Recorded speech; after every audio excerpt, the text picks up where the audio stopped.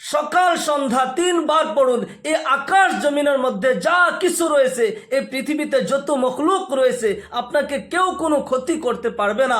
আল্লাহ রাব্বুল আলামিন আপনাকে কুদরতিভাবে গার্ড দিবেন, হেফাজত করবেন ইনশাআল্লাহ। প্রতিদিন সকালে এই দোয়াটি 3 বার, আপনার সন্ধ্যায় 3 বার এই দোয়াটি পাঠ করবেন। দোয়াটি আবু দাউদ শরীফের 5088 নং হাদিসের মধ্যে এসেছে, বিসমিল্লাহিল্লাযী লা ইয়াযুররু মা ইসমিহি শাইউন ফিল আরদ ওয়ালা ফিস সামাই ওয়া হুয়াস সামিউল আলিম। আমি আবারও বলছি, বিসমিল্লাহিল্লাযী, আমার সাথে সাথে পড়েন, বিসমিল্লাহিল্লাযী লা ইয়াযুররু মা ইসমিহি শাইউন ফিল আরদ ওয়ালা ফিস সামাই ওয়া হুয়াস সামিউল আলিম। সকালবেলা ফজরের নামাজের পর 3 বার পড়বেন, আবার সন্ধ্যায় মাগরিবের নামাজের পর 3 বার পড়বেন।